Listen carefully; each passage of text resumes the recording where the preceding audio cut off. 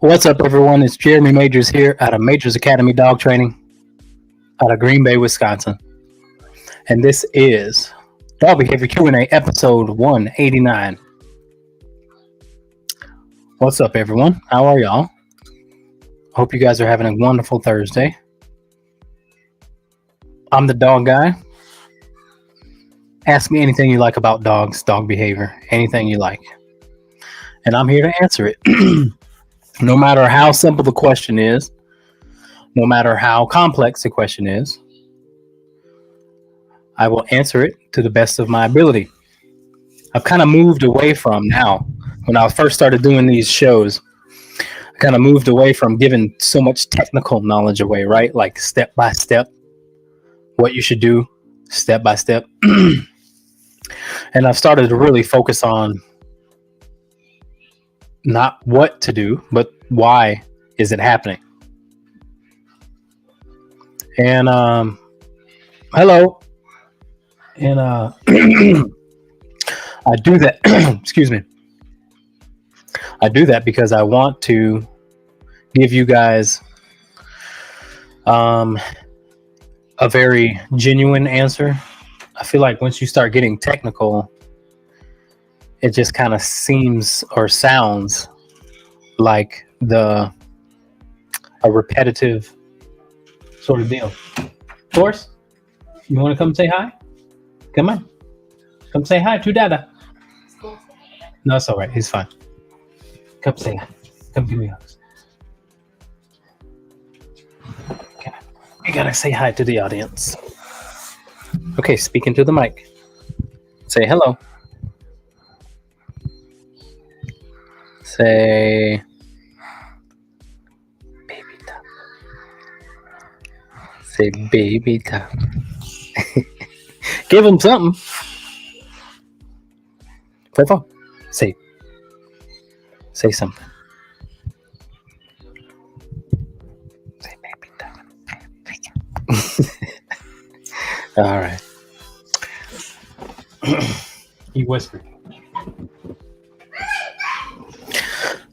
All right, guys. Sorry about that. That was a little interruption, but yeah, that was my youngest son, Forrest, and he whispers a lot.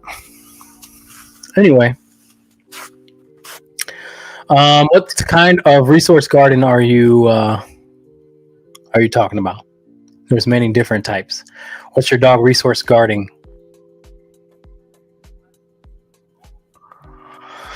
Anyway, those of you who just joined in, please feel free to ask any questions you like, as many questions as you like. We are here until 8, answering any and all dog training questions. I recently Bones toys the backyard. Okay, so let's talk about resource guarding for a little bit. I'll just give you a brief. Bones and toys. So if your dog is resource guarding you over bones and toys, then the dog does not respect you the way that it should. You should be able to take anything away from your dog without challenge for their safety. Because they could be eating something they don't want to eat, or excuse me, they could be eating something that's unhealthy for them. They could be just eating something you don't want them to eat. Say your favorite hot dog, whatever. Favorite food fell on the floor, and you know your dog going to be right there at that kitchen begging for food. Shouldn't be in the kitchen, really. But it swoops in and gets your favorite food. You're going to be pissed. You should be able to give your dog a command, out or leave it, and your dog actually do that. I don't know why people make up commands and they don't follow through with the command. Like if you're going to teach your dog leave it or out, then actually get your dog to do it. I may have worded it incorrectly. Sorry. Not mad at humans, just other animals. Gotcha. So you can still say the same thing a little bit. If your dog does anything that's not social or if your dog does anything that's antisocial, it really is up to us to tell them what's wrong and what's right. So after your dog became resource aggressive over bones and toys and the backyard, your dog should respect you enough to listen to you when you say no, knock it off. So it really comes down to how far are you willing to go to convince your dog that when you say something, you mean it. That's what it comes down to.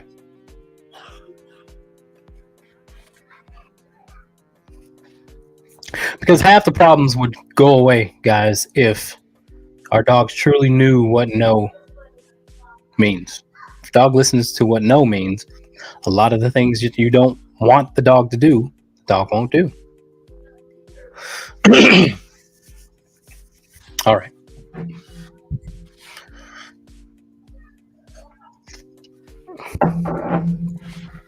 Okay, Jason says, how has there been any dog you couldn't rehabilitate? No. And I'm going to tell you why. Because every dog that comes to me is smart enough to know how to get what they want.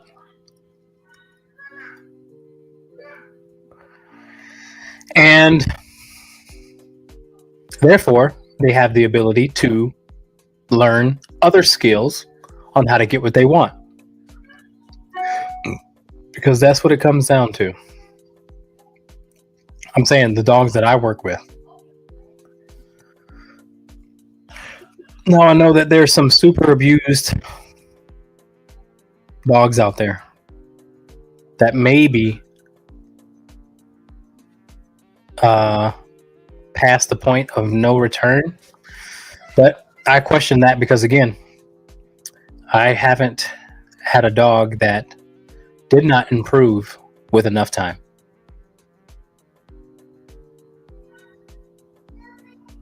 So I'm going to leave it at that. You're very welcome. Feel free to ask another. You guys aren't subject to one question. Please feel free to ask as many questions as you like.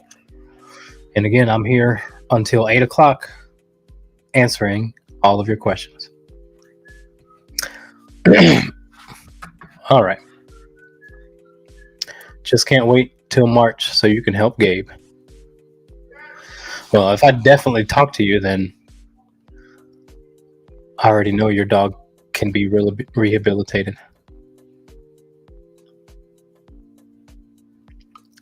Yeah. So, all right, guys, check this out. I want to talk about this. The question is, hold on, let me see if I can put it on the screen. Should you correct your dog from growling? When your dog growls, should you correct it? Let's put, should you correct your dog when it growls? When he or she growls? What do you guys think? Anybody listening out there? Please comment below. Yes or no? Should you correct your dog when they growl?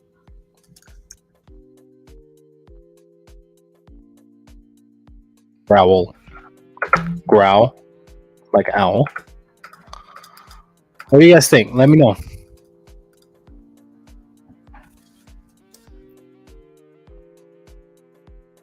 Depends on the situation. Okay. What situation would warrant a correction and which one wouldn't? Pat says yes. Jason says yes.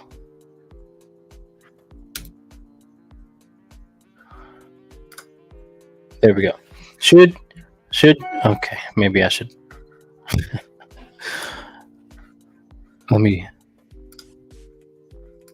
Should you correct, there we go. Should you correct your dog when they growl?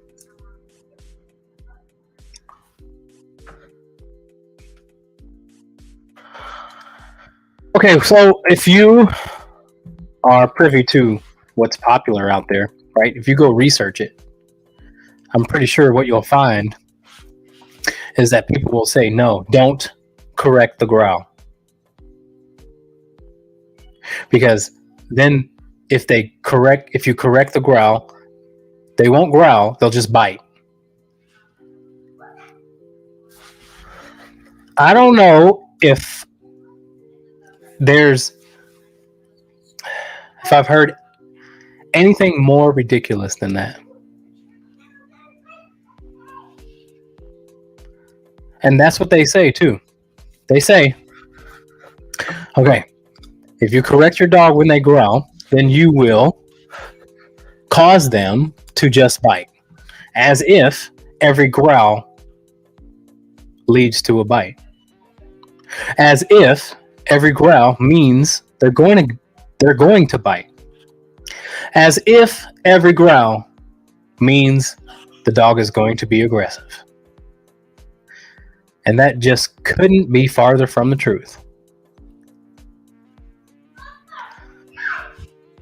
Growls can represent many things, several things, not just one thing.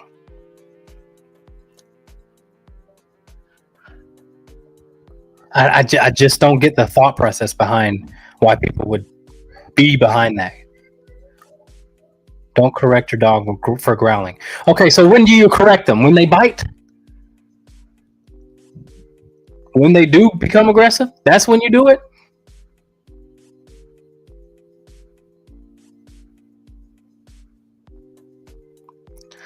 Doesn't make sense to me. I would say the large majority of time, dogs are going to be growling because they want something they don't want to give up, or they have something they don't want to give up, or there's something around that they want to not be around. There's something around that they want to go away.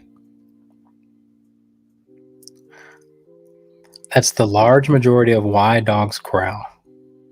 Now, dogs can growl when they're happy. My first dog used to growl, greeting me, running up to me. He would growl. So what we can't do is make growling be this singular situation. It depends on the situation and it depends on the dog. But again, if a dog is getting ready to bite or lunge and he growls, it is totally okay to tell the dog no when it growls. Growling can be a challenge. Most growling is there's no fear in me and I want what I want more so than what you want for me, or more so than what you want to do to me, or more so than what you want to have happen. Hey, buddy. Want to come say hi? Come on. Your younger brother said hi. You want to come? No, I just wanted to watch TV and Are you asking me? Come say hi. You actually have to speak to the microphone. Okay. Because Forrest didn't. Say hi. Hi, Tell them your name my name is Reggie. and tell them something cool about you. And my hair is fluffy. Take your hands out of your face. Say what? My hair is fluffy. That's what you gonna say? Your hair is fluffy? Mhm. Okay. All right. Come on. Shut the door behind you. Apparently, he likes his hair. Okay. Angela says, I feel like it depends on the situation. If my dog's in his crate and he grumbles at another dog passing him, that's different. If I have a dog growl at me, that's completely different. A growl is a warning. I don't need my dogs to feel like they have an option to be bossy enough to growl, but growling as a whole is not black and white. Great explanation. Exactly. Great explanation. Folks, don't tolerate growling. Just don't. I mean, like I said before, let's say my dog growls at another dog in the yard.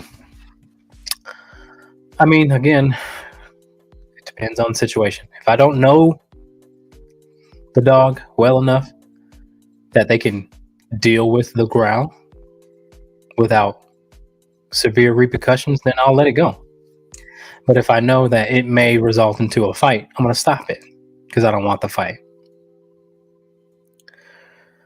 So what is challenging is that trainers who say, don't do this to your dog. Putting all dogs in one category or all dogs in one group. Don't do this. Do not correct growling. As if every dog growls for the same reason. That's ridiculous. So there's a lot of crap out there on the internet. Anywho, all right, guys. So those of you who just joined in, feel free to ask as many questions as you like. No question is a dumb question. Or if you want me to just talk about something that you want me to talk about in the dog training industry, behavior, it doesn't matter. Anything that's got you baffled, anything that's got you, whatever it may be, feel free to ask. I'll give you my honest opinion. So me and this other breeder, trainer, and groomer, she's a breeder, trainer, and groomer, we were talking about the effects of spaying and neutering and how there's no real studies on the effects of spaying and neutering animals. There's no real research on it. The push was for population control. But I really do question, like, because I was talking again with my breeder buddy, and I'm like, are we depriving our animals of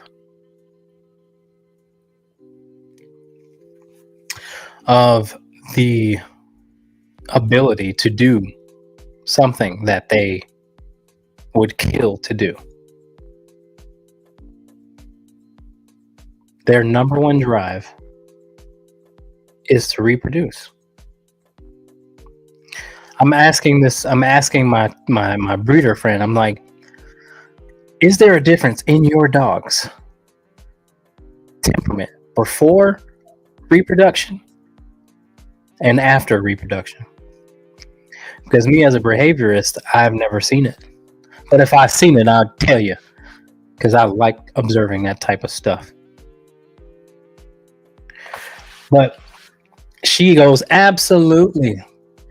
Males and females both mature mentally after they've been able to do the hokey pokey. So again, there'll be people that say, no, there's nothing. It's better for them. They won't get cancer. That's the other thing vets push. Cancer. And it's like, okay, if you take it away, yes, they are guaranteed not to have that type of cancer. But who's to say they're going to get that type of cancer anyway?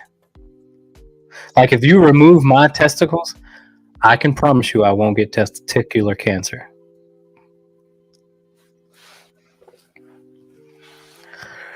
So, we got to ask ourselves, man. I mean, again, I'm not afraid to ask anything in regards to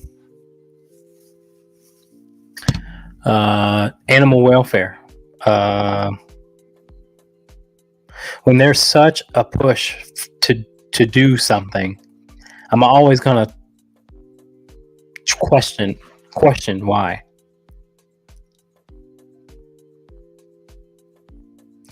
I will get into breeding one day. I don't know what breed yet. I'm not sure what breed.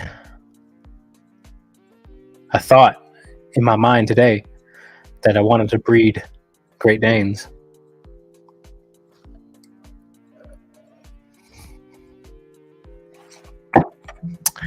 But I don't know. They're big. They're big. Anyway, what do you guys think out there about spaying and neutering? Don't give me no same old answer. Oh, it's a responsible thing to do. It's responsible pet ownership. No, responsible pet ownership is training your dog enough to where you won't have a dog that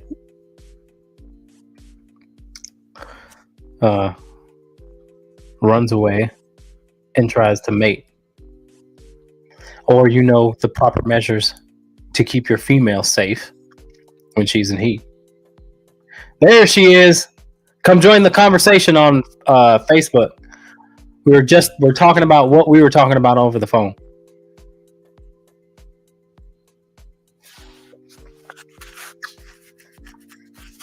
Yeah, I'm going to go ahead and say, you know, people run to the vet before they get training. I think people should go to training before they go to the vet.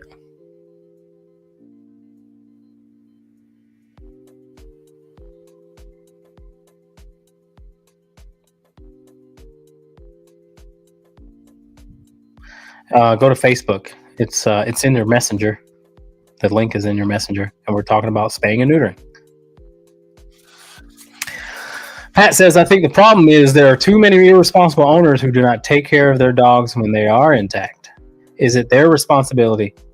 It is their responsibility that has caused overpopulation. So the solution was to spay, neuter early. Yeah, but the problem with spaying and neutering early, well, I mean, I get that, and that makes total sense. That's logical. But is the solution to alter the dog, or should we put our resources into making sure irresponsible owners are responsible? That's probably more of the tougher way to do it, but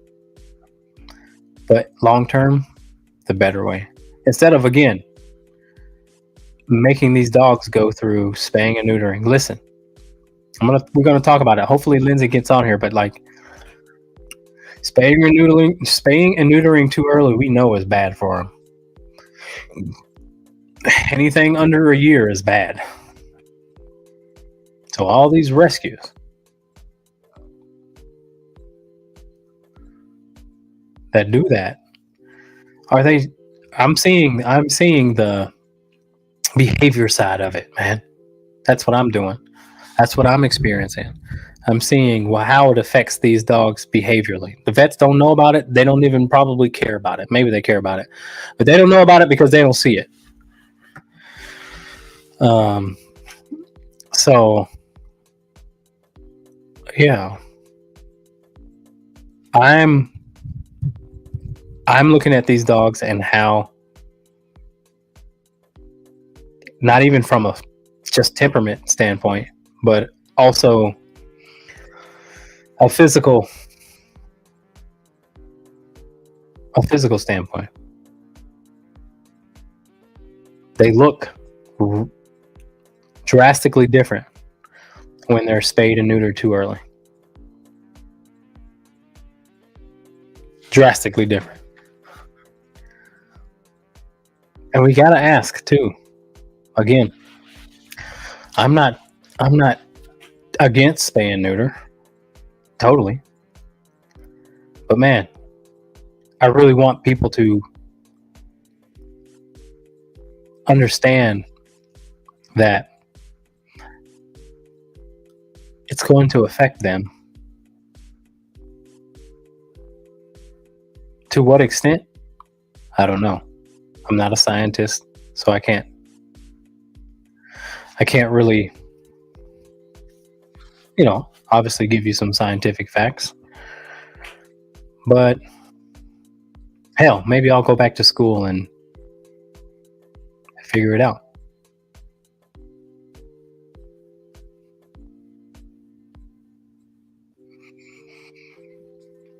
If you take a dog and neuter, if you take 2 dogs from the same litter, I will add you. Just show up. Hey, Can you hear me? I can hear you. Oh, finally. I don't know how to work this thing. It's like a new thing. I don't know. Well, I can hear you. I can't see you, but I can hear you, and that's fine. That's okay because I just got out of the shower. You don't want to see me. I turned the camera off. Anyway, what are we talking about? I just popped on. I don't even know what you're talking about. So all right, let me just introduce you a little bit. Okay, this is my friend Lindsay. She's a groomer, breeder, and trainer. Is that accurate? Yeah. Okay, so she's out of Hortville, Wisconsin. Me and her did a seminar together. She breeds.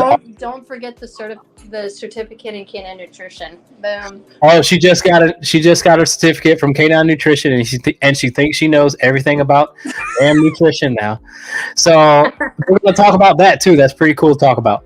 But anyway, she breeds Australian Shepherds, and I have seen her dogs, experienced her dogs, and they are legit, the real deal. I can't say that for a lot of people that claim to be knowledgeable about dogs, that claim to be knowledgeable about temperament. So hats off to someone. When you find someone like that, man, you want to learn from them and that. So anyway, we're talking about spaying and neutering, man. And this front line center, whatever the hell, this because you experienced this. And so for people out there who are listening, who obviously at the surface level, spaying and neutering sounds good because we don't have then this overpopulation crap going on. But let's just say this for our responsible dog owners. If we've got some responsible dog owners listening, then this doesn't necessarily apply, right? Like if you're responsible, then your priority isn't necessarily to spay and neuter early. Right. Even neutering for training issues or whatever, that's in my opinion, that's not good. You don't neuter. It doesn't work. Yeah, you don't alter a dog because you want them to calm down. That's the big thing, isn't it? Actually, they just came out with a bunch of new studies. I should post them or link it, or maybe you can teach me how to do that. But they came out with a bunch of studies talking about how dogs are actually more reactive and more aggressive after being altered. Wow. Yeah, and premature altering, the percentage went up. I don't know the numbers off the top of my head, but I just spent this whole last month doing lives with this lady, and she's a vet and a holistic vet and whatever, and the whole month was focused around early spay and neuter. The thing why didn't you tell me about this? I want to know about this. That's good stuff. What vet is it? Is it a local vet or? No, her name is Judy Morgan. So give her a follow if you'd like. All the information is on there. Okay. Lives, and people can tune in if they want. But even long ago, before new research came out and whatever, I just always tell people that if you can't test a dog and get its hips and elbows certified before breeding until they're 2, because they're not done growing. Right. Literally, this is what the vets tell you. So I don't understand why they're okay spaying and neutering before they're 2, before the growth plates have closed in. Those long bones are done growing. It doesn't make sense. If you can't get them certified on hips and elbows until they're 2 because they're not done growing, then how can you say that they're done growing before they're a year old? Do you know what I mean? Good point. So So I okay. always say 18 to 24 months, but 24 months is you can't test a dog for breeding prior to that anyway. So to me, Right. they're not Right. done growing anyway. So that's what you're saying. So you're saying basically they don't even know if they're eligible to breed. They don't even know. They're going to check to see how they are structurally before they can even breed. So why take away something that they're going to use to breed before they're even eligible, or they even pass an exam from a veterinarian to breed? So that Yeah, they won't test them before 2. So it's like you're flat out saying to me that they're not done growing till 2. Right. So then why are you okay spaying and neutering before 2? You shouldn't be. Right. You know what I Right. mean? Absolutely. Yeah. Okay. So Yeah, I mean, and you know what? When I talk to people, and they got their puppy from the rescue, and I'm just like, oh, I know if you got your puppy from like a rescue, that they're gonna alter that dog as soon as they get that damn dog. some of them at 8 weeks. 8 It's just weeks. That's what I'm crazy. saying. Yeah. 8 weeks. But they don't have a choice, you know what I mean? So I don't know who these rescues are, who's in charge of this, but they need to get educated. Yeah. And that might be why dogs are returned time and time again, because Hmm. you know what I mean? The hormones are all out of whack. Like they need the sex hormones to develop properly. Okay, so all right, yes. Mentally. So let's talk about that, because that was one of the things that really touched me too. Is like we were talking on the phone. We're like, okay, your dogs, you've noticed your dogs calm down a little bit after they've done the thingamajig. They've calmed down. See, like, I don't know if I'd ever want to rob my dog from that experience. And I know, listen, I'm not talking like some, guy who just whatever.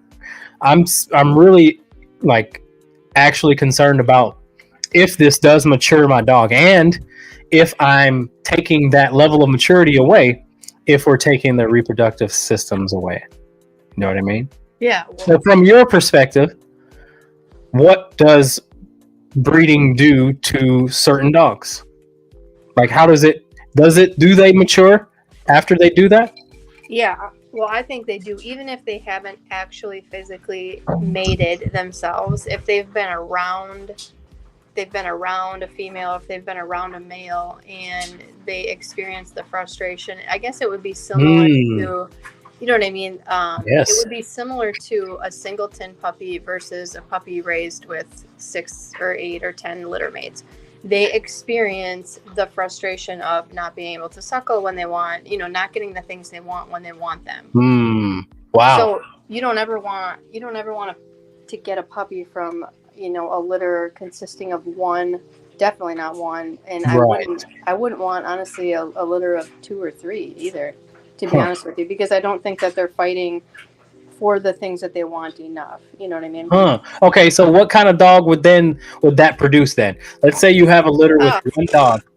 What kind of dog temperament are we talking about then? Oh, just no tolerance and no patience. Sure. No, you know what I mean? They haven't accepted the frustration and not being able to deal, you know what I mean? Not being able to deal with it. It's like a kid throwing a temper tantrum. You can't give them the skills. They have to develop them. Sure. Yeah, it's social skills basically then from the get-go. Yeah. So even if they haven't mated physically, if they're around, like if I'm separating boys and girls here, they get frustrated. They don't eat for 3 weeks, or they're not drinking. And then it comes down to literally a survival mechanism that they feel, this adrenaline rush, and then it goes away, and then they come back to reality. But they're much more settled after that, because they literally know, I guess, what it's like to be exhausted, because they're exhausted mentally going through that. It almost as For if, a long time. Yeah, it's almost like, you don't want to compare it to humans at all, but it's almost like especially when you got a guy and he actually, does the the damn. Do we need to censor this? Hey, they tend to then settle down, right? Like, Yeah. I mean, so going through that process makes perfect sense the way you explained it. It's going through something that they are designed to go through, and if they don't go through it, then they don't necessarily. Yeah, they never develop those skills of. Yeah, they don't get the lessons that they should have. Yeah. Otherwise, yeah, that's a very, very good point. So, okay, we've got a little question about nutrition, and I think I want to pass this along to you since I've got you. Hit me up. All right. So, nutrition question. Mercedes says, why is puppy food not have grain? They are always grain free. I fed my adults holistic with ancient grain. Go ahead. Okay, well, I don't know where you're shopping, but not all puppy food is grain free. But there's a lot of new, I don't want to say new and improved, but newer lines of dog food that are going grain free. Everyone is kind of hopping on the trend of grain free. I'm a grain free feeder, to be honest with you. So it doesn't bother me, but there are certainly brands out there that you can find with grains if you truly want to feed a grain that are puppy food. Okay.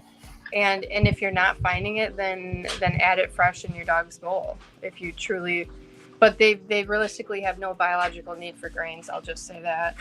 Okay. Awesome. All right.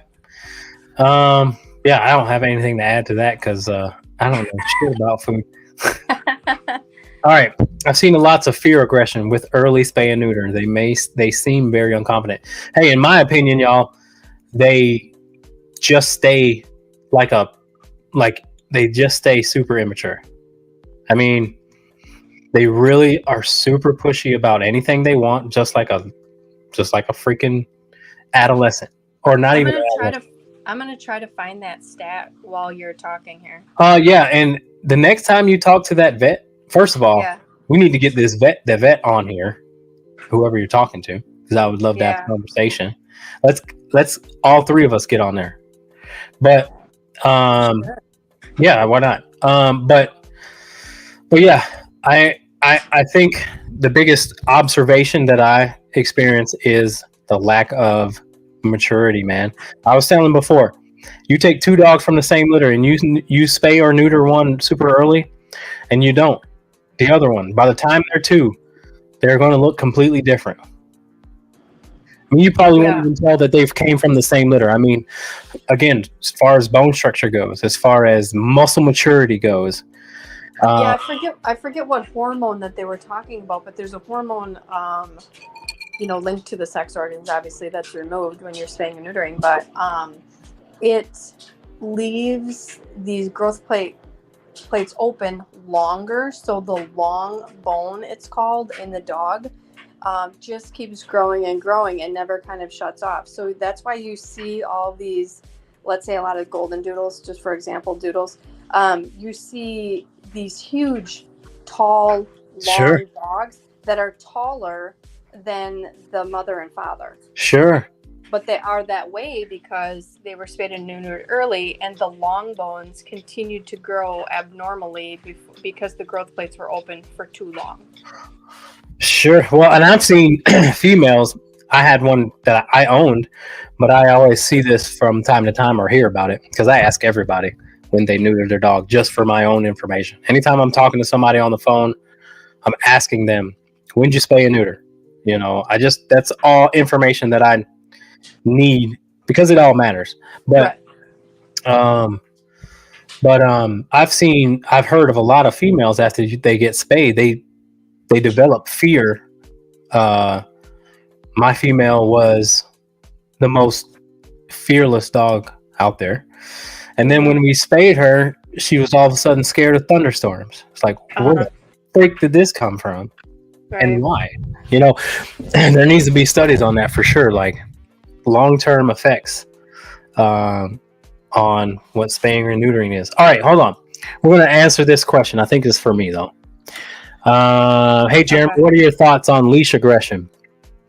I have a 5-year-old Rottweiler that mostly loves dogs and people, but if he meets people or dogs on leash, he can react. It's mostly all show, but because of his breed, he immediately gets a negative response from the receiving party. He was neutered at 12 months. He hates to be restrained when meeting new people or other dogs. That's when he reacts the most. But I know it's not aggressive, but the other party thinks he's being an aggressive. How can I? How can I what? How can you fix it? Okay, hold on. There's a lot with this question. All right. Well, let's see. You have a 5-year-old Rottweiler. He's an adult now. And he loves dogs and people, but if he meets them or dogs on leash, he can react. So, okay. It's mostly all show. Is it mostly all show? Or have you not given them the chance to, and you shouldn't, but you haven't given them the chance to show you it's nothing but show. Because if he reacts negatively, then what he's saying is, I don't want you around. Go away. He hates being restrained when meeting new people or other dogs. Well, you got to teach him to trust you. To be honest, if he hates being restrained when meeting new people or dogs, he's uncertain about who's approaching him, people or other dogs. He's uncertain about that, and that's because, in his experience, you've allowed people to come up to him when he wasn't ready, and you must have misread him when he said, "I'm not ready." And other dogs obviously is a problem because you shouldn't meet other dogs on leash. That's kind of a rule for me, but you shouldn't meet strange dogs on leash because it will create a reactive dog. Listen, socialization doesn't mean you have to meet 100 people on leash. As a matter of fact, some dogs would be okay if they never got touched while they're on a walk. They'd be all right. They'd actually be more social than dogs who end up meeting 1,000 people on walks, because some dogs just don't take well to having a stranger come up to them and want to touch them. Smart dogs. So you can make your dog antisocial by allowing your dog to what you think is being social happen.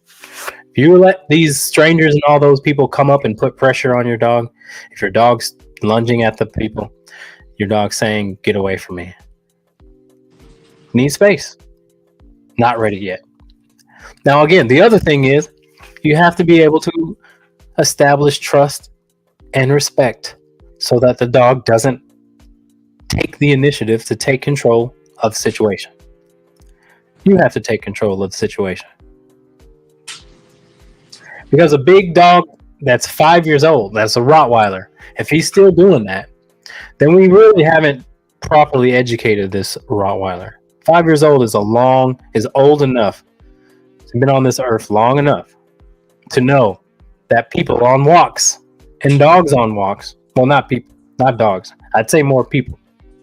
Because I don't think there's just a lot of people that are going to come up to a 5-year-old Rottweiler and want to touch him.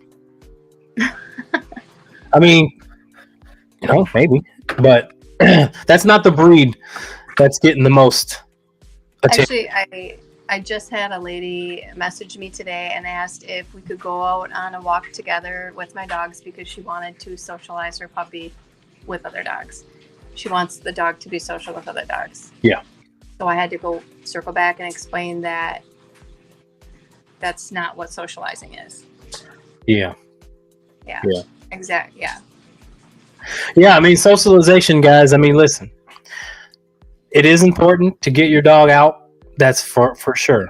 But it's more important to not spoil your dog at home. Because when you spoil your dog at home, they will become antisocial because they have the choice to. They have the choice then to accept who they want to get along with, when they want to get along with it, where they want to get along with them. And then your dog becomes quote unquote unpredictable. So it's like, just keep your dog curious about the outside world, right? Which means you have to teach them what no means. And you also have to take space when you're ready for them to go away from you. You also have to tell them to leave you alone. That will, in itself, get them curious. So anybody who's listening, if they got a reactive dog when it comes to dogs or humans, and they're picky about who they whatever, then your dog has too big of a, for lack of a better term, ego. He thinks he can dictate. They think they can dictate more so than what you would want from them in that situation. You want to be able to enjoy. You want people to enjoy your dog the way that you do, because the majority of the time they're probably not doing bad shit stuff. But I'm trying to clean it up, Lindsay. I'm trying to be a clean podcast here. Okay. Are you? I am. I don't want to. My response to this lady was, she said, I would like to get Charlie socialized with other. I said, it's not so much the socializing with other dogs, it's the training you put in place so that when they encounter different dogs or situations, the same rules apply in any situation. No jumping, no barking, no biting, no running away to avoid, etc. If that helps. That's exactly what I told her. That's exactly it. And what that takes is work at home. I have a lot of clients who still are struggling with these outside things. But then when I talk to them about what goes on in the house, there's usually one person that is allowing the dog to do whatever the hell it wants. And it will show up on the walk. When it's reactive on the walk, it will show up in all these little different places. Why is my dog? And the dog has proven that it can be social with other dogs and humans. It has the ability. It's not like every time it sees a dog, I want to kill. Every time it sees a human, I want to. No, that's not what it is. So if your dog has the ability to get along with the few dogs and humans that it actually gets along with, then in my opinion, the dog can definitely get along with all dogs, or at least be civil, so to speak, around other dogs. You just described myself. Hey, me too, man. Me too. Okay. All right, let's get to some more questions. Hope that helps. All right. Our Saturday group lessons every Saturday, when and where? It's every other Saturday if the weather is good. And I'll let you know when and where. Because I can't just have strangers show up. So I'll DM you, or you DM me, and I'll let you know. But if your dog's coming for training, then you guys will definitely have access to it. Okay. So how do you get your dog on a treadmill? Is that something that can be worked on in the 3-week training? Yes, I will work on. Well, I won't work on it. I will train your dog to be on a treadmill. No problem. Okay. Oh, look, we got a nutrition question. Is it okay to be feeding a large breed coonhound and a mid basset the same type of food or different? Lindsay, take the reins. Okay, nutritional is okay to feed large breed. If they are over a year old, I would say yes. I guess depending on what condition each of the dogs are in. If you have a morbidly obese coonhound and a really thin basset hound, then I would say that they probably need a different diet. Different protein, different fat. I don't know. Do you know what I mean? If one has allergies and one doesn't, then you know what I mean? So you need some more information. That's what you're saying. Yeah, that's a pretty generalized question. All 4 of my dogs, basically for the most part, can eat the same thing. Yeah. Or I choose to feed them such and such a food because they can all eat it without reacting. Gotcha. And meeting their requirements, obviously. I would need more information on that. Did you just crack a beer open? I can't say. Yeah, actually, it's a shout out to a client of mine. Brought me some Nuclearius this last week. Week, grooming. All right. Yep, pain and beers. That's good. That's good. Cheers, baby. Cheers. Okay. He doesn't lunge, but he grumps. What is grumps? You're right. He needs to take my direction. You'd be surprised. He gets a lot of attention. Okay. People totally want to touch him. He loves people, but he grumps. What is grumps? But he grumps when he's meeting people and they take it as aggression. Okay, hun, tell me what grumps is. I'm not sure. What is that? Okay, Gabe is 101 and Luna is 32. She has an allergy to grass, we think. It's a Rottweiler thing. I'm a Rottweiler owner. I imported Rottweilers from Germany for a couple of years. I've never heard of grump. So please explain. All right. Lindsay, talk about the benefits of meaty bones, please, for the audience. Okay. Meaty bones, it's like my favorite subject. Okay, good. Let's nerd out. And Let's get out to it. Let's get it.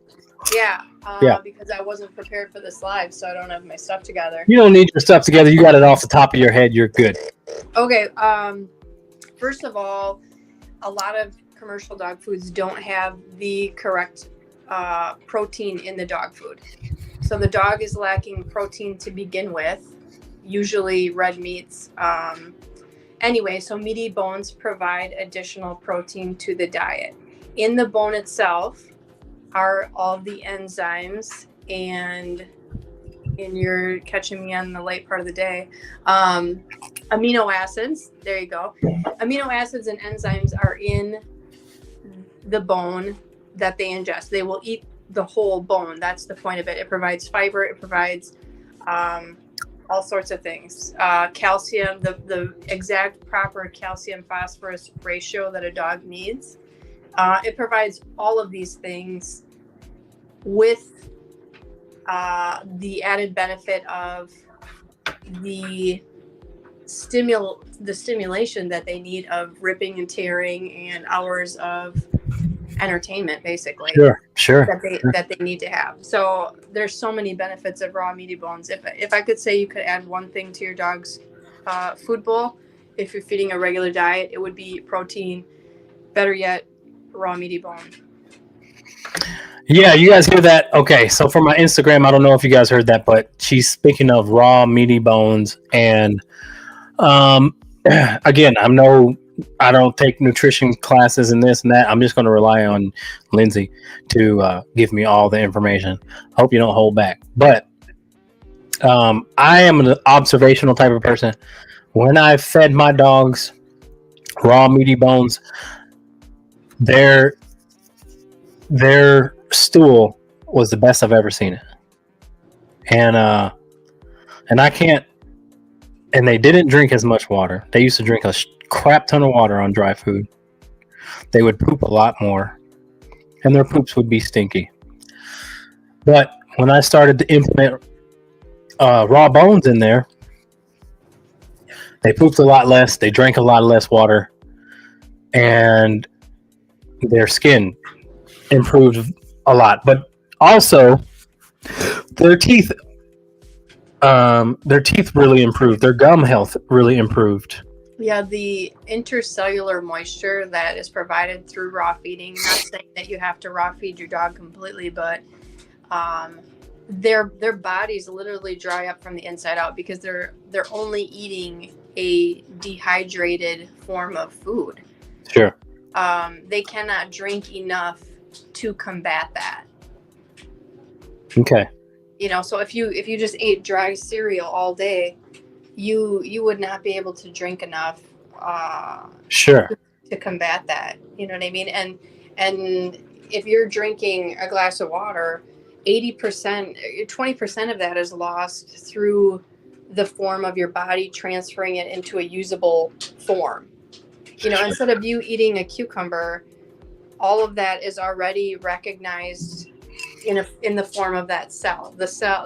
Your body recognizes that form of food. It's a readily accessible use. The cell is, it's Sure. recognized in the body. A glass of water isn't necessarily, you know what I mean? The whole thing is not. It's not a real living thing. Sure. Does that Okay. make sense? So you could rehydrate very easily by eating watermelon or a cucumber versus Exactly. drinking a glass of water. Well, and I've heard too that the oxygen that you get from fruit is actually much better for you than the oxygen that you get from water. Am I saying that right? Oh, I Is don't it know. I've not oxygen, heard of that or one, is but it- I wouldn't doubt that that's true. So this is me just going off the riff. This is not, it's something to look into, but so our body is not necessarily like oxygen from O2. It's like O3 or something different, Mhm. which you can find in fruits. So Sure. that makes a little bit more sense when you say that. Yeah, the dog is eating it, but it's the bioavailability is there, whereas the bioavailability is not there in a pail of water and a bucket of feed. You know what I mean? Yes. The So- body has to work so much harder to get something out of that. Sure. And here's the other thing. I don't know if anybody else observed this with their dogs, but my dogs love rainwater more so than water that comes out of the hose or the faucet or whatever. Do your dogs do that, Lindsay? I don't think that I see it with my dogs as much as like I see it with city dogs. Like I don't have city water. Sure. Also, there's something called I want to say it's like something zoocology where the animal has the choice to get like I'll leave a mineral lick out for the horses or a salt lick out or a pail or of loose salt or something for the livestock, right? Mm-hmm.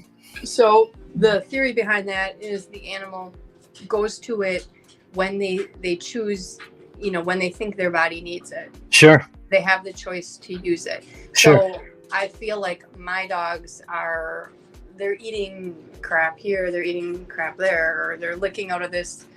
You know what I mean? They're getting all that stuff. I feel like city dogs are literally searching items that they need through their environment to modify the Sure. microbiome in their gut. The lack. Yep. So there's not a lot of live enzymes or bugs or whatever that they're getting in the city because it's so sterilized versus a farm dog where they're running around encountering all these germs and bugs and whatever that makes the microbiome and the flora flourish. Gotcha. Okay. Does that make sense? Yes, it does. Absolutely. Absolutely. You live way the hell out there, and I don't. What's up, Rachel? All right, so let's get to some questions too.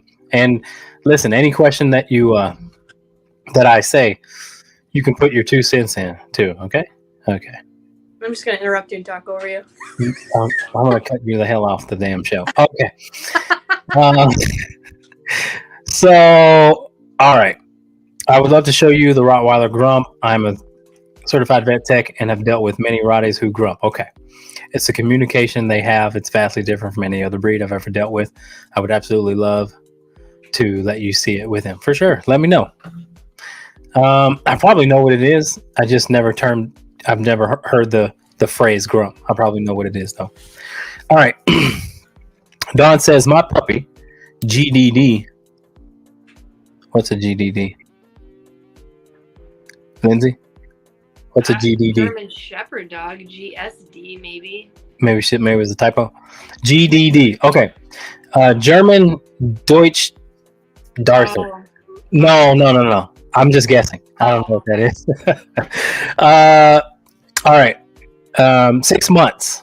Is so unsure of other dogs. He barks, puts his hackles up, but is not aggressive toward them if they run up to him. If they run up on him. He's tried to run away. We are working on engagement with me instead of barking at other dogs. What else can I do? All right. So, I feel like there's a lot wrong with all of that. well, let's ask the question: Is the dog neutered? Let's just ask it because we've been talking about it. It's just good to have that sort of information. Well, I would just say that why are you letting dogs run up on them? Yeah. So, I would put my hackles up too. well, especially if it's a German Shepherd dog, they're just going to be naturally cautious. And let's assume that the other dogs are probably out of line. So if they run upon him, so if he barks and puts his hackles up, yeah, I'd say you probably need training because there's a lot of things that I would like to show you. And one is obviously how to walk the dog on leash so that you can go ahead and establish that trusting, respectful relationship that you will need in order to help him see the world for what it is and not what he thinks it is, or not what his caution tells him it is, because he's going to be cautious. That's their nature, but it's our duty to then say this is what you should worry about and this is damn sure what you shouldn't worry about, because that leads to really bad things. So my advice would be to learn how to walk this dog on leash to where you can establish trust and respect. This engagement thing with you instead of barking is just nonsense. That's what a lot of these positive only trainers say. And again, I guess I am talking crap, but whatever.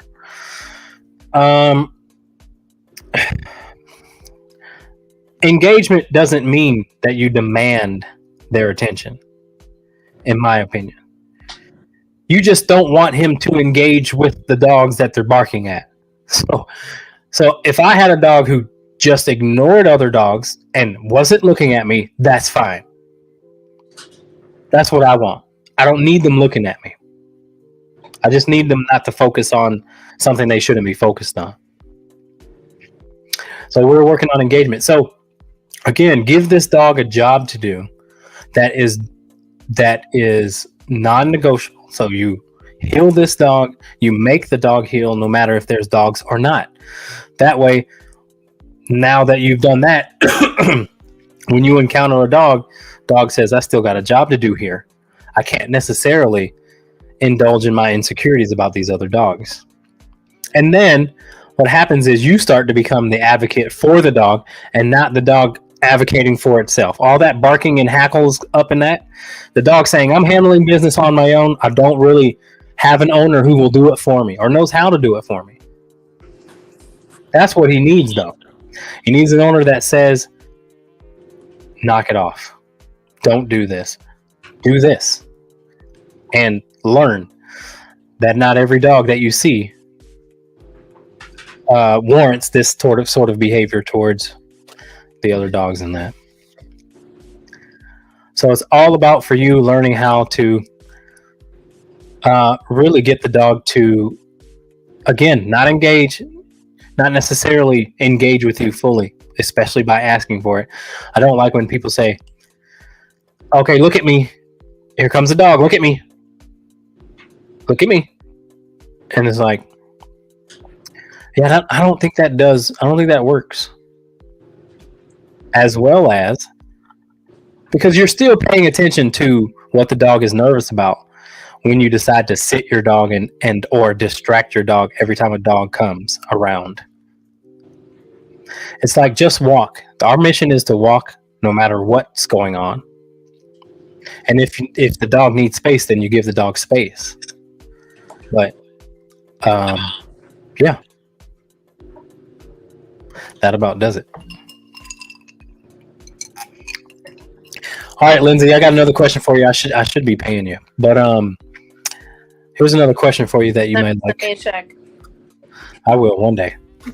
Okay, how do you implement raw bones in a multi-dog family? I'm gonna let you go ahead and take that.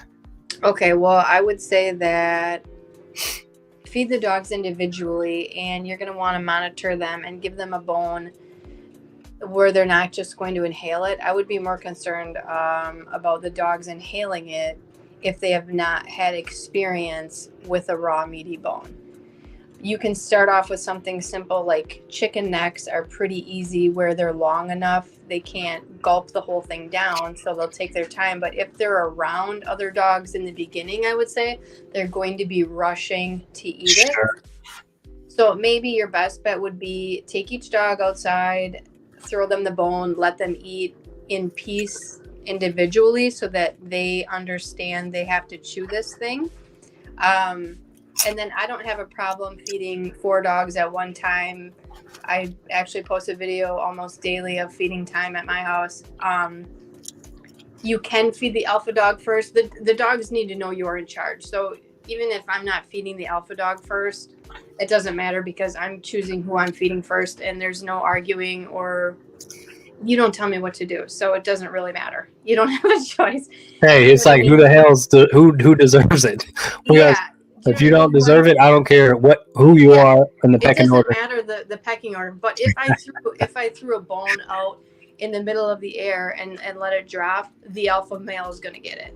Exactly. But they've already established their pecking order long before we're introduced. Exactly. But if you have some sort of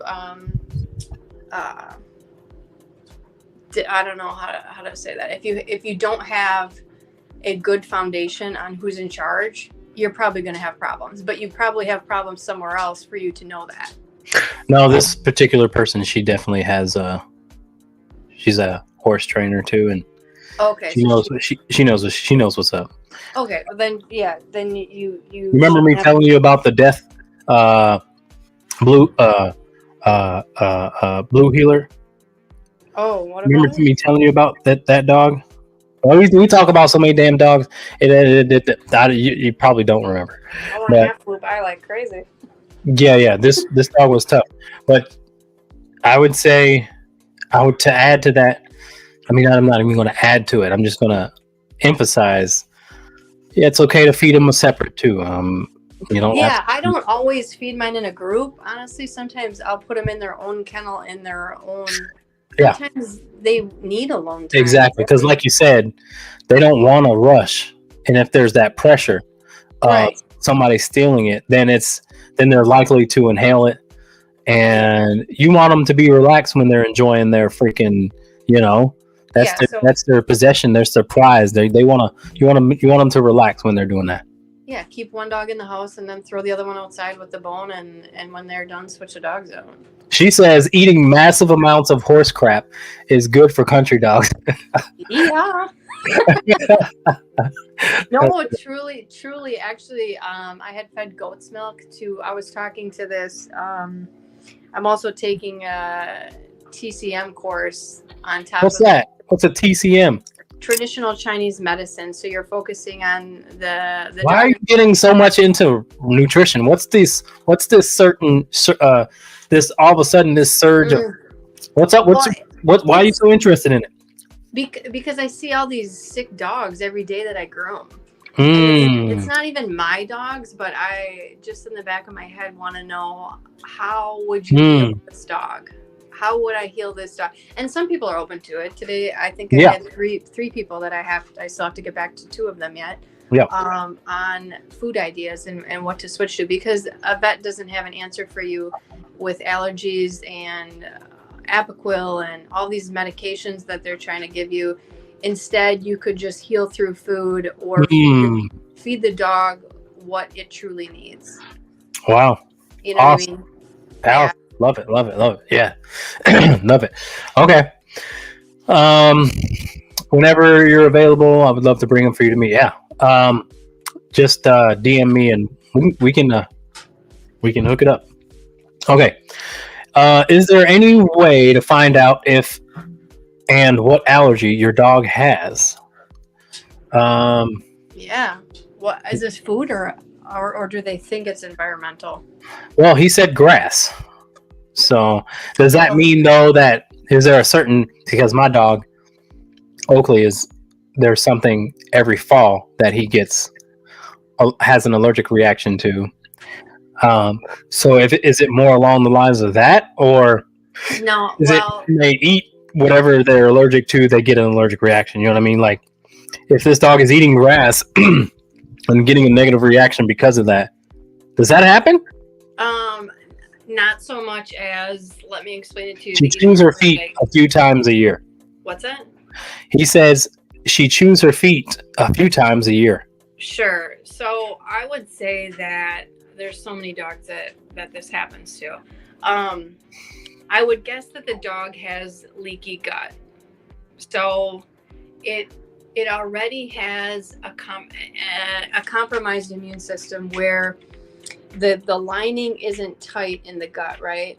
Mm-hmm. There's little holes where food particles and things that the dog's ingesting float around into the body, right? Mm-hmm. Which basically signals to the body something's on fire and we're trying to fight this thing off and whatever. So then if the dog's going outside and it's a hot, humid day and there's pollen or whatever people are allergic to that is out there, the dog will start throwing histamines for anything that it comes in contact with because it already is overloaded with said food, probably that it is truly allergic to, that no one has backed way up to that, sealed the gut off and healed the gut before, it's encountering all these problems. So you can, it's like the straw that broke the camel's back. The dog can only handle so much. So they may say everything was fine until fall came or everything was fine until spring came, but everything probably wasn't fine. And there's little indicators that they're probably missing that would tell you the dog has leaky gut, where then it's going to throw all these histamines. So when someone takes their dog in and they say, oh, it's allergic to all these things. Well, the test is going to show that because it's throwing off histamines for everything it comes in contact with. But it truly isn't allergic to all those things. The likelihood of a dog allergic to grass is, it's an animal. So the likelihood of that to me is just real bizarre. That's what I'm saying. It's just not, that's not true to me. I don't. Yeah, no, I agree. I agree. As a matter of fact, there's a lot of people that say, oh, they just stop their dog from eating grass. And I'm like, why would you stop them from eating it? If they're telling you to need it, then they need it. And if they're telling you, if they're eating it to throw up, then let them do it so they can throw up.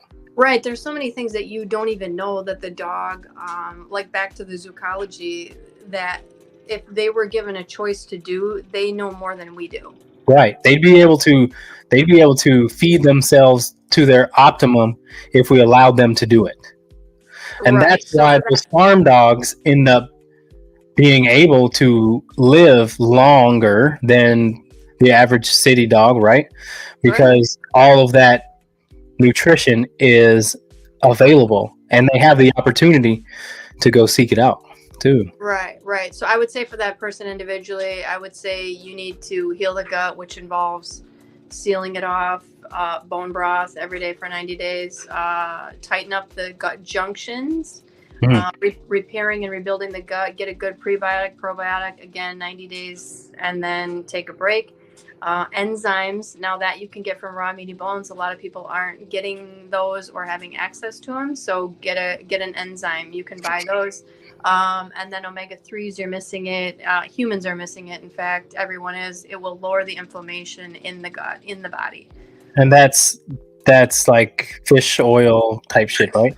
Right. There's different ones. I use a powder because I just don't like to add oil to the dog's diet in particular. Actually, I sent the particular brand I like to someone tonight.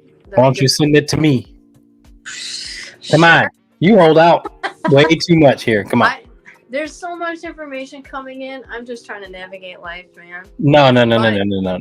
I give you everything. You half-ass me, okay? Anyway.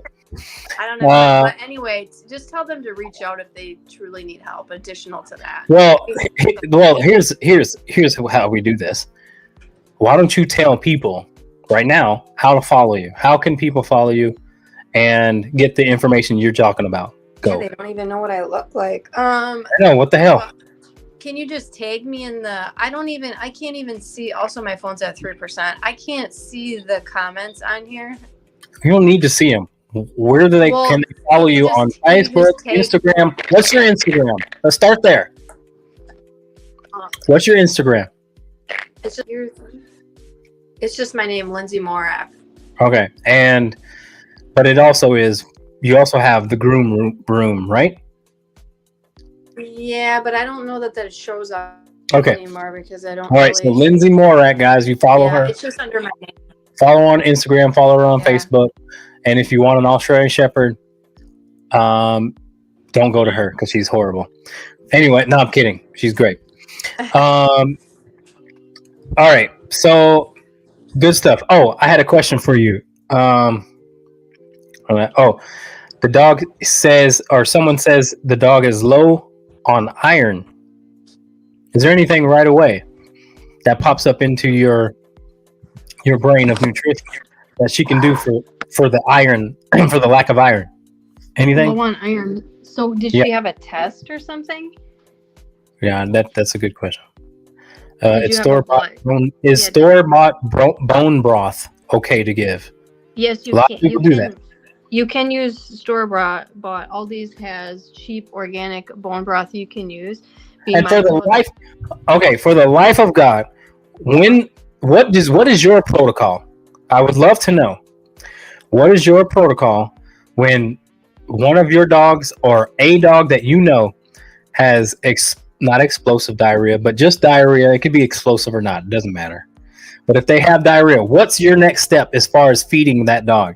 What's your protocol? Well, I honestly don't even know when the last time I had a dog with diarrhea. Oh my goodness. Yeah, truly, I don't. So you don't even have one. Okay, so I'll tell them my protocol because I feel people go right away to Science Diet, chicken, oh, don't chicken breast, and rice, boil chicken. rice, bone broth, and Science Diet. Well, I can get by bone broth, but not for diarrhea. But you could do pumpkin. Pumpkin works both ways if your dog is constipated or. If your dog has diarrhea. Okay, so pumpkin. I would do like a paw size amount. Whatever your dog is, do a paw size amount. But a lot of times dogs are getting diarrhea on and off because there's a lack of fiber in the diet. You Okay. can, yeah, because the fiber in a normal dog diet, I think, is like 1 point something %, and it truly should be up towards like 4%. Okay. So again, where you're feeding like raw meaty bones, the bone itself provides an amount of fiber in itself. Last week, like I did my first whole rabbit, I threw hair and everything. Did you catch that rabbit? No, somebody brought me a big basket full of rabbits. Man, you know you're out in the country when someone does that shit. That's awesome, by the Yeah. way. But you should freeze them and things for 3 weeks at least. But anyway, Why? Because they have parasites? yeah. I mean, if you think they do. No, I heard a dog. Oh, yeah, my brother's dog ate a rabbit and got tapeworm. Well, don't even get me started on that. They're huge. They're huge. I'll tell you this one thing that people need to know. Your dog gets tapeworms because if you're on a flea and tick medication and the tapeworms are transmitted through fleas or can be transmitted through fleas, one way that they're transmitted. Okay. So if your dog is on a flea and tick medication, you will not know that the dog was bit by a flea necessarily because it's going to die. It's going to fall off, right? Because your dog is medicated, right? Okay. Frontline, Bravecto, whatever you're doing, right? Okay. So, but the dog was still bit by the flea, infecting them with the tapeworm. So Okay. they're still susceptible to getting tapeworms. So people are like, well, I don't know how this happened. Well, I mean, a dog can get a flea bite anywhere. Walking down the sidewalk, a flea can jump on it, bite, and fall off. Yep. You know what I mean? They're transmitted through so many things. Squirrel feces, rabbit feces, deer feces are the main ones, and then getting bit by fleas are the top ones in my mind that you're getting transmitted tapeworms. My dogs eat a lot of rabbit poop, man. I'm just gonna go ahead and tell you. Giardia is another huge one from rabbits. Oh Jesus. Yeah. So, Okay, so I shouldn't have let Tina eat that rabbit. well, you could freeze it for 3 weeks. Hey. Well, by the time I got to her, only the head was there. Sure. Christy here is a certified vet tech, and so she knows what the hell she's talking about too. Tapeworms come from rabbit guts or eating fleas. Yeah, I probably shouldn't have let her eat the rabbit guts. I probably should have just. Well, when I walked into the damn kennel area, she had it on her bed, just going ham on it. Well, I'm not gutting. I didn't gut these rabbits. I will feed the gut contents whole with the rabbit. Hey, okay, so I should tell people my protocol because I have dogs that come to my kennel that have diarrhea. I mean, whether that be stress induced, whether that be, it's mostly stress induced, obviously. Yeah. Because they're on the same food that they came with. And anybody who gives me different food by the time they brought their dog off, the hell with you. That's terrible. But anyway, this is my protocol. And this has worked for 99% of dogs. I skip a meal or two. And then the next meal will be their same food with pumpkin in it, organic pumpkin. That's it. Mm-hmm. And that usually does the job. The next feeding will be just their food again, and we'll be good to go. But in my experience, if you keep feeding them, they're going to keep having diarrhea. So you may just be prolonging it. But if you let them get it out of their system, blah, blah, blah, blah. I don't know what that does on a scientific note. So you and, whatever. So I just wait. I skip a meal, let it get out. Because I've had to clean up Oakley's diarrhea. And he is a Great Dane. And that's not fun when he shits in the kennel. Mm-hmm. So anyway, damn, it's 8:23. We was only supposed to do an hour. Oh, well, I think I'm still under an hour. I didn't tune in till after. Well, whatever. Okay. Let's see. Do we have any other questions? Is there? No. Yeah, I mean, we don't have any other questions, man. If you just, we can talk, but we need to talk about, we can save this for another conversation, but I do want to dive into, I forget what you said earlier, but I really want to get into, what the hell were you saying? Not food. Was it food? No, it wasn't food. Or was it allergies? I don't know. Anyway, we can't bottle your knowledge into 1 hour. Yeah, we need multiple hours. Okay. Yeah, we should just do a food hour. We should do a food hour. We should do, again, I really want to talk to that vet you were talking about. Stop holding all that information to yourself. Share it with the community. I do, my customers. No, me and my community, because I need my dog training community to know the most about food, to know the most about spaying and neutering. I need my community to know that we have to have this conversation. And I've got personal questions for vets because I sometimes have a chip on my shoulder when it comes to veterinarians because they don't be telling people they need to put their dog down. Let their dog be evaluated by a behaviorist for more than a day, 10 minutes, 15 minutes. I don't need 3 weeks, but I love to have 3 weeks because I can really tell if your dog is safe for society or not. If your dog has the ability to not bite people or dogs. And you need time. You need multiple different scenarios, right? I mean, there's so many reasons why dogs decide to get aggressive. And the more time I have with them, the more of those situations can come up. Mm-hmm. Yeah. So I need that time. But these... They also probably are not being fed an appropriate, species-appropriate diet, which... And I'm trying to tell you, I mean, so that's what I want to know too. Like, listen. It's going to alter the brain function when they don't have what they need. Well, not only that, but think about if you have an upset stomach, how irritable you are. Right. You know what I mean? I know I am. I'm an irritable mother. If my stomach's upset, I just can't be bothered. And so if we're feeding these dogs with this food that's upsetting their stomach constantly, well, no wonder they're irritable as hell and aggressive when you decide to just get them off the couch, or when you decide to wait, or you wake them up. I don't know, anything for that matter. Yeah. But if they're going on a walk and they've got to be under that pressure of, oh, I'm going to see a dog I don't like, I'm going to see a human I don't like, and they're not feeling good, well, then come on. I mean, we got to talk about that. So, all right, we got another question came in. Okay, here we go. Hi, I'm wondering about a yellow lab I have. He's 3. He's had severe anxiety since he was a puppy. We don't want to drug him, but we can't currently travel with him unless we do. We have learned about high anxiety dogs and how to resolve it naturally. What have you learned about high anxiety dogs and how to resolve it naturally? How I resolve anxiety naturally is through training. I think dogs need to learn how to... Man, listen to me. Listen to this right here, man. This is really something I'm very passionate about. Oh, man.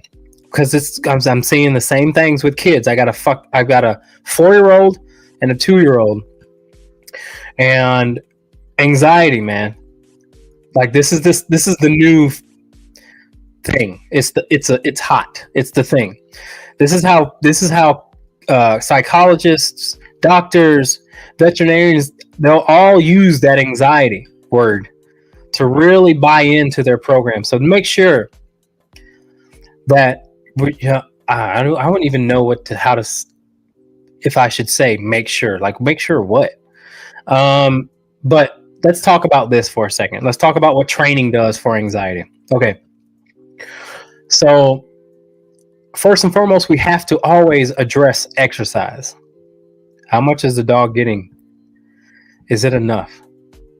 Because anxiety does leave the body with exercise. Exercise means the exorcism of anxiety from the body. Okay. I've known that because I've been an athlete my entire life. And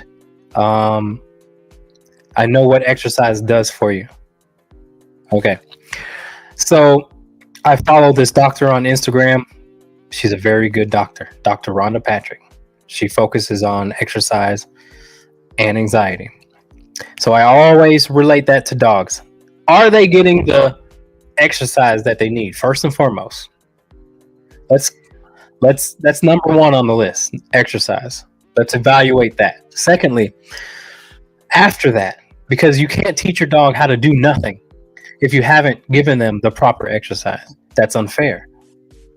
To tell a dog to go lay down when they're full of energy is unfair. And it probably will be counterproductive. So if you can fulfill the dog's exercise needs, now we can start holding the dog's behavior accountable. Because then it is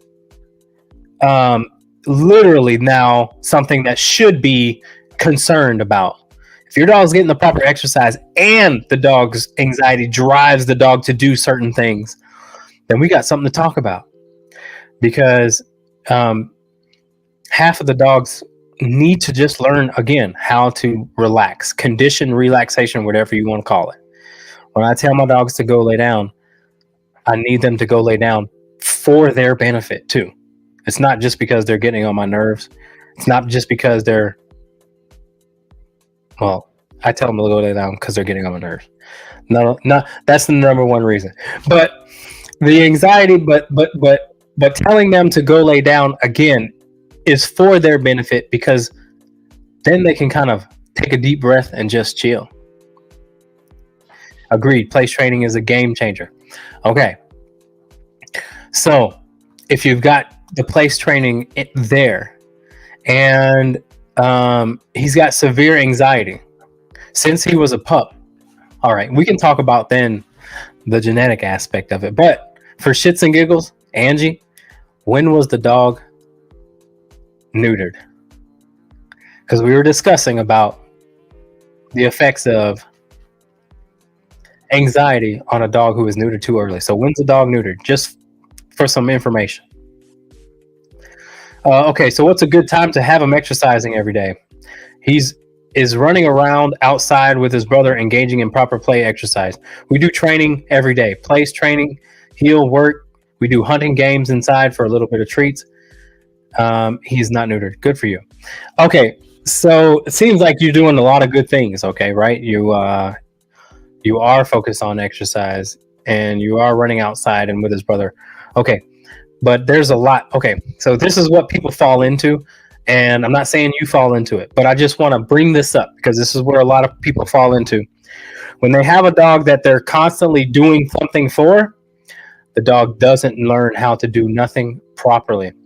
And we are giving into their wants versus their needs. So you got to make sure you're distinguishing between their needs and their wants. And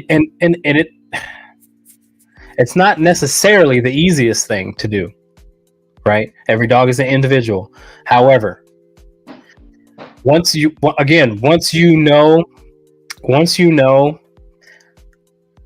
that they're good,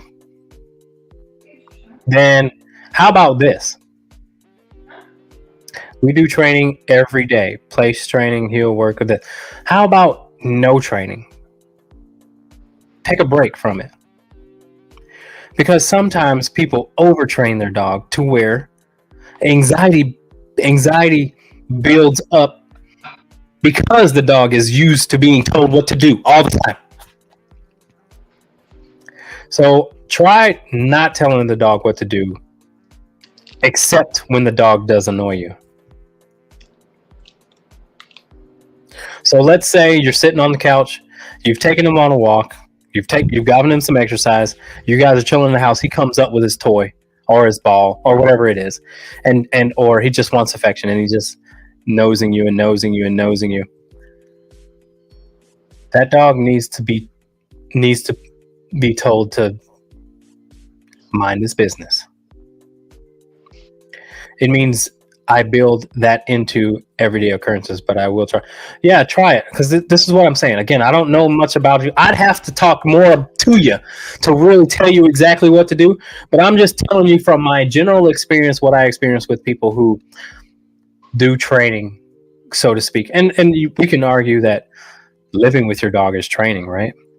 But what I'm saying is, there are some dogs who still but experience aggression, anxiety, and they're trained as hell.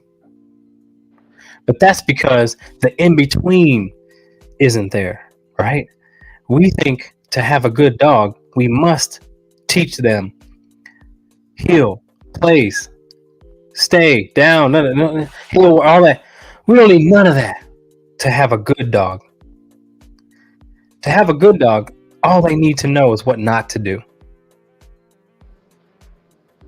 Not what to do. And so again, I'm not sure this applies to you, but I have throughout the years encountered clients who are I have to tell them, stop telling your dog what to do right now. Just stop. Because he's stuck in obedience. And that will cause anxiety because they have the pressure of you always being there for them. What happens if they're not there? He's a good dog, but I believe genetically he has the anxiety condition. Well, I would like to talk more to you about that dog because that's interesting. But Lindsay, you got any thoughts about this? No, other than I'll just add on to the part where they're just not used to having common sense. You haven't allowed them to have common sense. It's like the book smart child, but can't walk down the street and know can't tell the difference between a drug dealer and a friend. Mm-hmm. Yeah, I mean, common sense would say this is a car ride. yeah, you pointed something out to me that was, I don't think I've told you this, but you pointed something out to me about my dog. And see, this is the cool thing about having people around you that actually know what the hell they're talking about. Because as a trainer, or as even a person who has a dog, you can be blind to certain things. And it takes someone of experience, and it takes someone that is brave, not afraid to tell you some shit, that will let you know, like, hey, that's kind of weird, or that's not normal when it comes to dogs. You know what I mean? So when you told me that Tina doesn't know how to stand up for herself, I mean, that's so true. I am so the person who will intervene, because I deal with a lot of dogs I don't know, and so I have to be there. I have to, every interaction, I have to be there, but I'm almost too much there. Mm-hmm. I want my dogs to correct other dogs. Mm-hmm. But I gotta obviously be mindful of the backlash from the other dog. But I would like my dog to stand up for herself more, and you pointed that out. And I mean, that's the shit. Like, that's really cool. So, I think her phone just died. But anyway, yeah, send me a video of this dog. Send me something, and I'd love to check this dog out. Any dog that I come across that seems tough in some way, not even the competitor, but like, yeah, I guess the trainer in me, who wants to see all of what a dog can bring, just wants to see it because I'm a fan of it. Excuse me. All right, we'll move on. I think I got a question on Instagram. Sorry if I didn't get to it, but all right, on the Leerburg University site, they have a course from trainers who tell people in their Q&A sessions that they should not put their dog down. It kind of grossed me out. Wait a minute. On the Leerburg University site, they have a course from trainers who tell people in Q&A sessions that they should put their dog down. Oh, gotcha. It kind of grossed me out. Yeah, that's fucked up. Excuse my language. That's messed up.